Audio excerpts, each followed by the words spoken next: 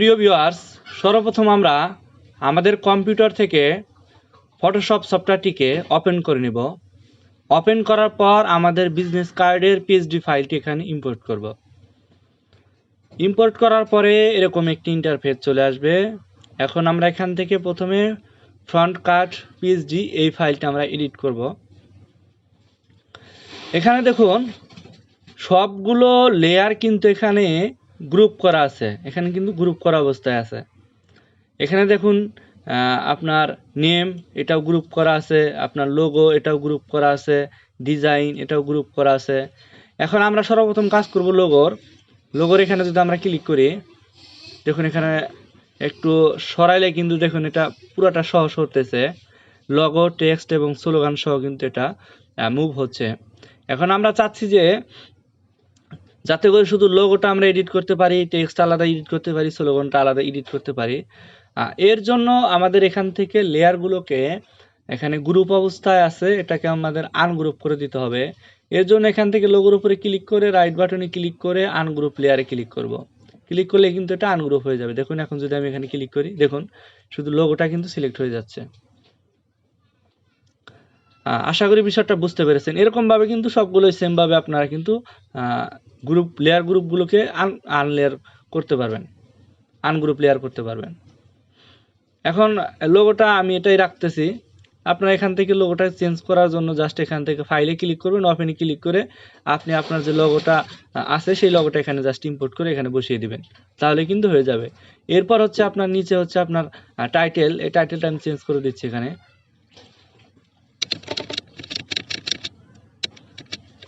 এখানে আমি আমার নাম দিয়ে দিচ্ছি, আপনারা যে কোনো কিছু দিয়ে দিতে পারেন।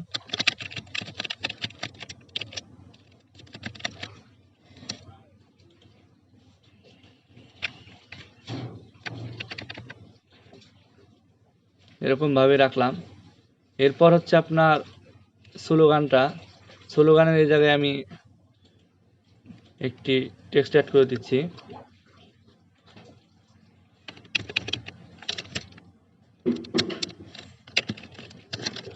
আপনারা এখানে আপনাদের মতো করে টেক্সট অ্যাড করে দিবেন জাস্ট।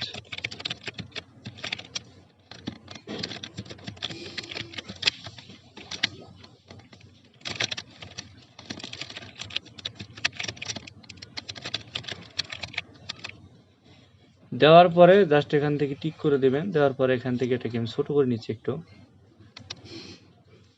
ছোট করার সময় অবশ্যই আপনার শিফট চাপ দিয়ে ধরে এটাকে ছোট করবেন, এতে করে লেখাটা বাঁকা তেরা হবে না। আমি টেক্সটটাকে এরকম ভাবে রাখলাম। এরপর হচ্ছে কিউআর কোড। এই কিউআর কোডটা হচ্ছে মূলত আপনার যে বিজনেস আছে সেই বিজনেসের সকল প্রকার তথ্য বা ডিটেলস এখানে অ্যাড করা থাকবে এই কিউআর কোডটার মাধ্যমে। এই কিউআর কোডটা যখন কেউ স্ক্যান করবে তখন সে আপনার সব বা আপনার প্রতিষ্ঠানের বিস্তারিত সব কিছু সে কিন্তু জানতে পারবে এই কিউআর কোডটির মাধ্যমে।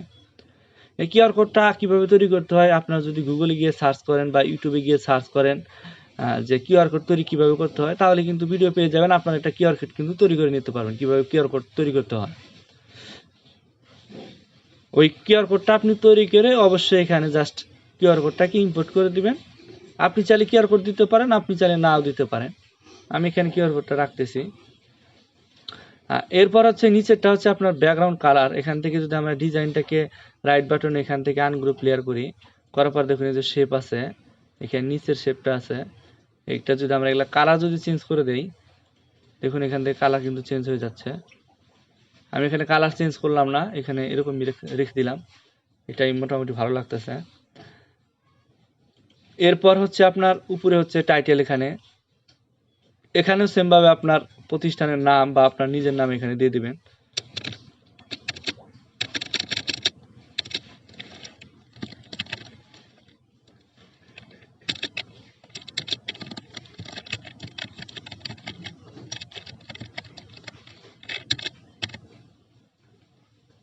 টিক মার্ক দিলাম। এরপর গ্রাফিক ডিজাইনার, এখানে একটু জাস্ট আমি আরেকটি জিনিস অ্যাড করে দিচ্ছি, graphic designer and video editor.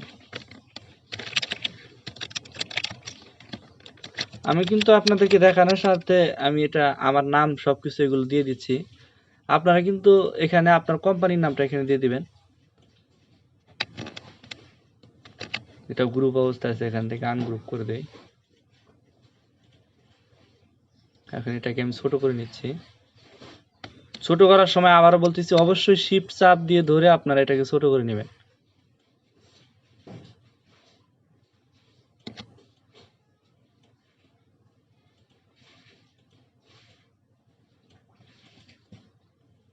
হ্যাঁ, এরকম ভাবে রাখলাম, মোটামুটি ভালোই লাগতেছে, খারাপ না। এরপর হচ্ছে আপনার মূলত এখানে দেখুন ফোন নাম্বার দেওয়া আছে। এই ফোন নাম্বারে এখানে আমরা কন্ট্রাক্ট ফর্মে এই সবগুলো অ্যাড করা আছে, এটাকে আমরা কন্ট্রাক্টটাকে এখান থেকে আনগ্রুপ করে দেই।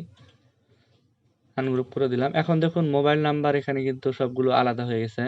এখন এই মোবাইল নাম্বার আমরা চেঞ্জ করে দিব। অবশ্যই মোবাইল নাম্বার এই জায়গায় আপনার ভ্যালিড যে নাম্বারটি আছে, ফোন নাম্বারটি যেটি আপনি এখন ব্যবহার করতেছেন আপনার বিজনেস করার ক্ষেত্রে, যেটা আপনি অল টাইম খোলা রাখেন, সেই ফোন নাম্বারটি অবশ্যই এখানে আপনি দিয়ে দিবেন, যাতে করে আপনার কোনো ক্রেতা আপনাকে যখন কল করবে তখন যেন সে আপনাকে পায়, লাইনে পায়। কারণ যদি আপনি কোনো বন্ধ সিমের নাম্বার এখানে দেন, তাহলে কিন্তু সে আপনার সাথে যোগাযোগ করতে পারবে না। আশা করি বিষয়টা বুঝতে পেরেছেন। এখান থেকে আমি এখানে নাম্বারটা জাস্ট এখানে চেঞ্জ করে দিলাম। এখান থেকে জাস্ট আপনি আপনার নাম্বারটা চেঞ্জ করে দেবেন। আমি দিয়ে দিচ্ছি। দেওয়ার পরে এখানে আপনারা সেম ভাবে নিচেরটা এখানে দুইটা নাম্বার দেওয়ার এখানে করে দিছি। দেওয়ার পর এখান থেকে টিক মার্ক করে দিবেন। এরপর হচ্ছে এখানে নিচে হচ্ছে আপনার যদি কোনো ওয়েবসাইট থাকে, জাস্ট সেই ওয়েবসাইটটির নাম এখানে দিয়ে দিবেন উপরে। উপরে দেওয়ার পরে নিচে হচ্ছে আপনার ইমেইল। ইমেল অ্যাড্রেসটি খুব গুরুত্বপূর্ণ, কারণ অনেক সময় দেখা যায় আমরা ফোনে বিজি পাইলে কাউকে, তাকে আমরা মানে মেইলে টেক্সট করি, ইমেইলে টেক্সট করে থাকি। সেক্ষেত্রে যদি আপনার ইমেইল নাম্বারটা ধরেন ভুল দেন, বা আপনি যে ইমেইলটি ব্যবহার করেন না, অ্যাক্টিভ ইমেইল না, তাহলে কিন্তু দেখা যায় যে কোনো ব্যক্তি আপনার সাথে কিন্তু ভালোভাবে যোগাযোগ করতে পারবে না। আশা করি বিষয়টা বুঝতে পেরেছেন। এরপর হচ্ছে আপনার অ্যাড্রেস।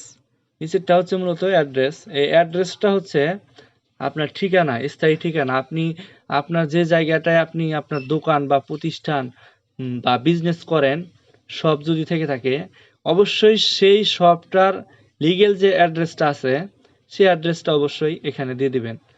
আর আপনি যদি হয়, এমন যদি হয় যে আপনার প্রতিষ্ঠানের কাছে বড় একটি প্রতিষ্ঠান আছে, অন্য একটি প্রতিষ্ঠান যেটা এস্টাবলিশড, মানুষ চেনে ভালোভাবে, তাহলে ওইটাকে ট্যাগ করে দিতে পারেন। যেমন বলতে পারেন যে ওই প্রতিষ্ঠানের বাম পাশে বা ডান পাশে, তাহলে কিন্তু মানুষের আপনার ওই প্রতিষ্ঠানটা চিনতে সুবিধা হবে।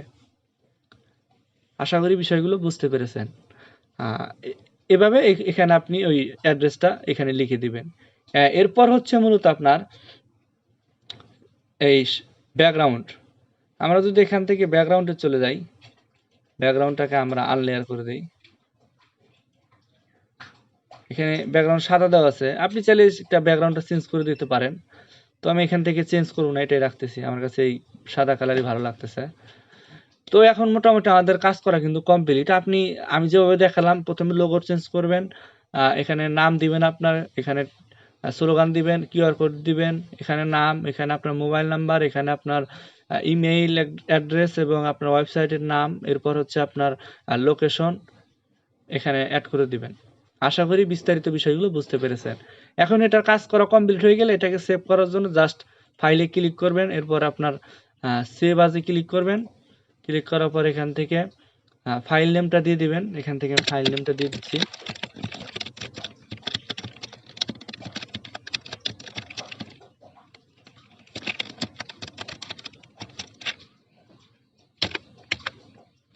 দেওয়ার পরে এখান থেকে আপনারা ফরম্যাটটা সিলেক্ট করে দিবেন। এখান থেকে জিপিজি সিলেক্ট করে দিচ্ছি, আর আপনি এখান থেকে কোন ফোল্ডারে সেভ করবেন সেই ফোল্ডারটা সিলেক্ট করে দিবেন।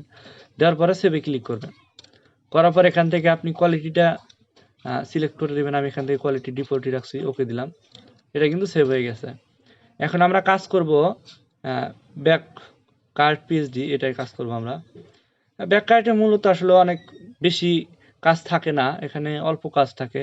এখানে জাস্ট আপনি এখানে লোগোটা জাস্ট আপনার চেঞ্জ করে দিবেন, আর এখানে টেক্সটগুলো জাস্ট চেঞ্জ করে দেবেন। এখান থেকে আমি চেঞ্জ করে দিচ্ছি, আপনি লগোটা এখানে বসিয়ে দেবেন আপনার।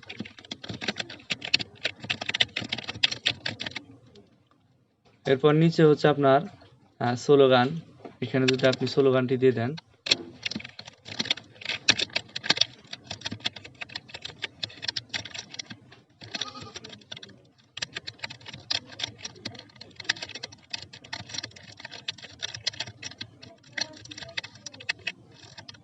দিয়ে দিলাম, আমি এরকম ভাবে রাখলাম। এখন এখানে জাস্ট এই যে আপনার ওয়েবসাইটের যে লিঙ্কটা আছে, এখানে আপনি জাস্ট আপনার ওয়েবসাইটের লিঙ্কটা এখানে অ্যাড করে দিবেন। অ্যাড করে দেওয়ার পরে এখানে আপনি কালার চেঞ্জ করতে পারেন। এখানে ডিজাইনটা আমরা যদি আনগ্রুপ করি, করার পর দেখুন এখানে কালারগুলো আছে, শেপগুলো অ্যাড করা আছে, এগুলোর কালার আপনি চেঞ্জ করে দিতে পারেন। এখান থেকে দেখুন এই যে কালার চেঞ্জ হচ্ছে, কিন্তু এরকমভাবে কালারগুলো চেঞ্জ করে দেবেন। আমি ডিফল্টই রাখতেছি, কালার চেঞ্জ করব না। এখন এটাকে জাস্ট সেভ করার জন্য সেমভাবে এখান থেকে ফাইলে ক্লিক করবেন, ক্লিক করার পর এখান থেকে সেভ আজে ক্লিক করবেন, করার পর এখান থেকে আপনি আপনার ফরম্যাটটা সিলেক্ট করে দেবেন, এখানে ফাইল নেমটা ক্লিক করে সেমভাবে কিন্তু আগের মতো আপনি চাইলে এটা সেভ করে নিতে পারেন। আশা করি বিষয়গুলো বুঝতে পেরেছেন।